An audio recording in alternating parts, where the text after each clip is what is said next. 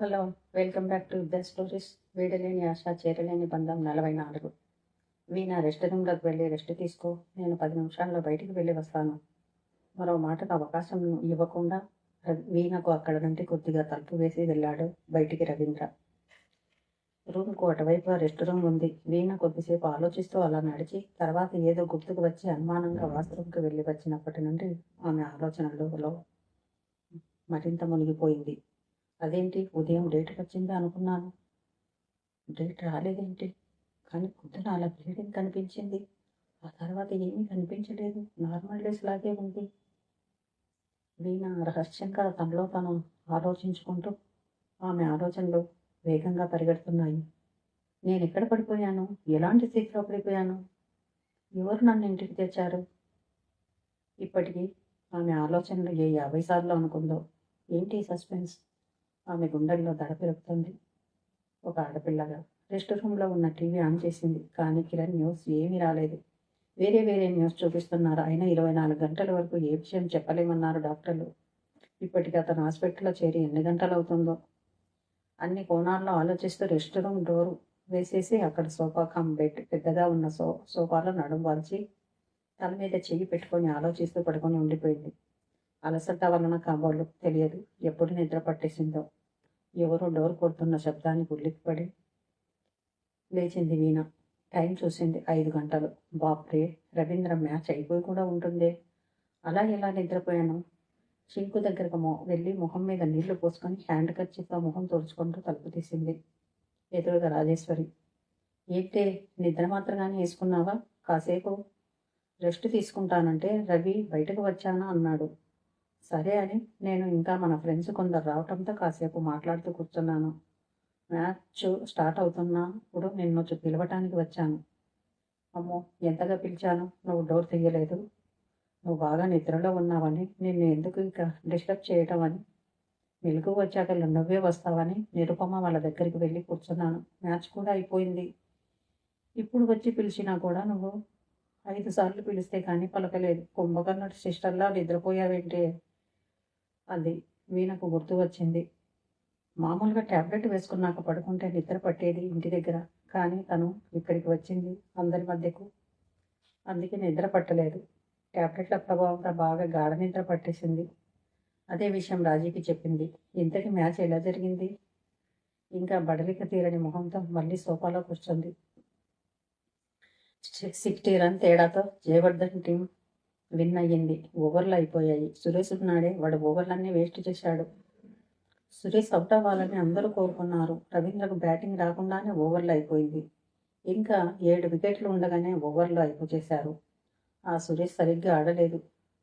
వాటిని ఆడనివ్వకూడదని అనుకున్నారు. మళ్ళీ ఆడుతున్నాడా అడిగింది వీణ. ఏమో మరి తెలియదు. సురేష్ని ఆడియన్స్ బాగా తిడుతూ ఉన్నారు. మ్యాచ్ గురించి మాట్లాడుకుంటూ రాజేశ్వరి కూడా లోపలికి వెళ్ళి సోఫాలో కూర్చుంది. రవీంద్ర నాతో ఏదో మాట్లాడాలన్నాడు. నేను గడియ వేసుకోవటంతో నన్ను పిలిచి వెళ్ళిపోయి ఉన్నాడేమో. ఏమనుకుని ఉంటాడు? రవీంద్ర ఏం మాట్లాడాలనుకున్నాడు ఆలోచిస్తుంది వీణ.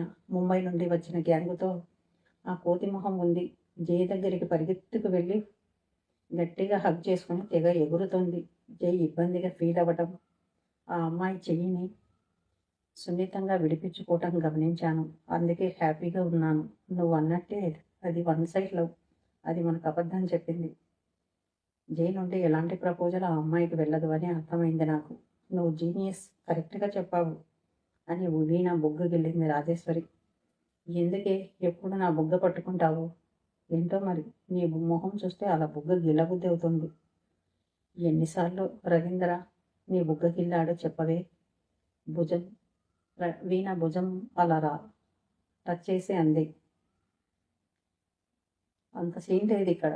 ఎప్పుడో రేరుగా మేము మీట్ అవుతూ ఉంటాం. ఆ కొద్దిసేపు ఏదో మాటలు తప్ప చేతలేనే ఉండవు. ఇక వెళ్దాం పద అని తన హ్యాండ్ బ్యాగ్ తీసుకుంది వీణ. వెళ్దామని ఇద్దరు అక్కడి నుండి బయటికి వచ్చి క్యాంటీన్ వైపుగా నడుస్తున్నారు. మ్యాచ్ అయిపోయి కాక స్టేడియంలో అందరూ జేకి కంగాస్లో చెప్పటం తన మొబైల్లో చూపించింది రాజేశ్వరి. వీణ చూసింది. అతడు పెద్దగా మొహంలో ఆనందాన్ని ఎక్స్ప్రెషన్ చేయలేదు. ఇప్పుడేదో సాధించాను అన్న గర్వము అతడి మొహంలో కనిపించలేదు.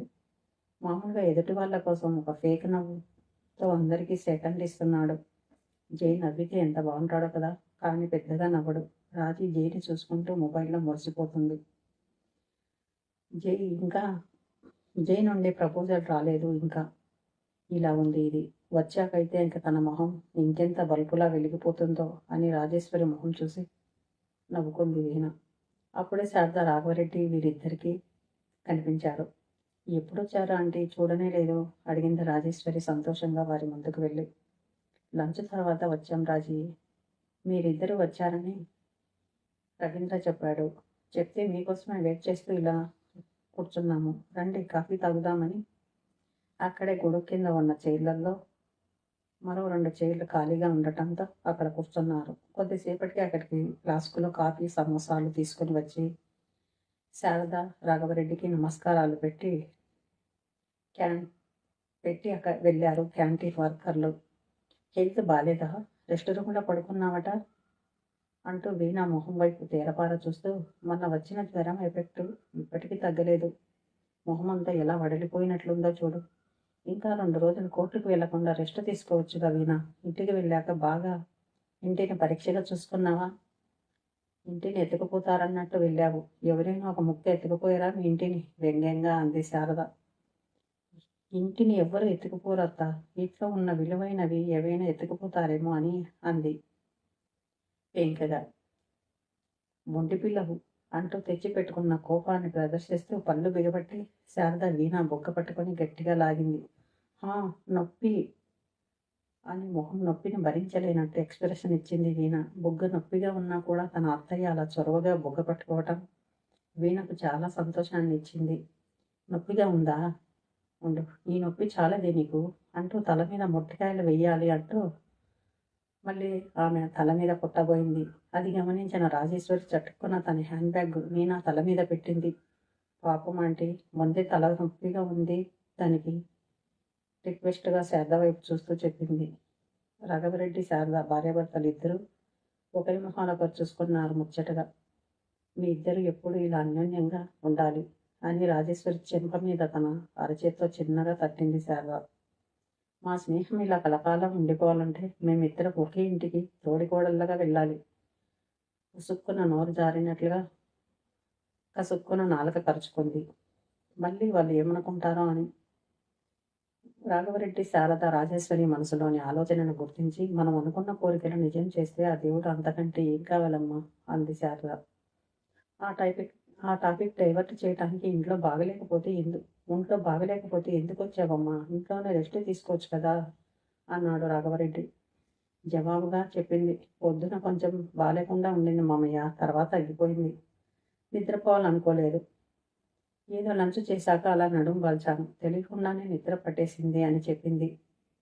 రవీంద్ర బ్యాటింగ్ నెక్స్ట్ వికెట్ తర్వాత సిద్ధంగా ఉన్నాడు. ఓవర్లు అయిపోయాయి, మ్యాచ్ అయిపోయింది. బహుశా నువ్వు చూడలేదనేమో వాడికి బ్యాటింగ్ అవకాశం రాలేదు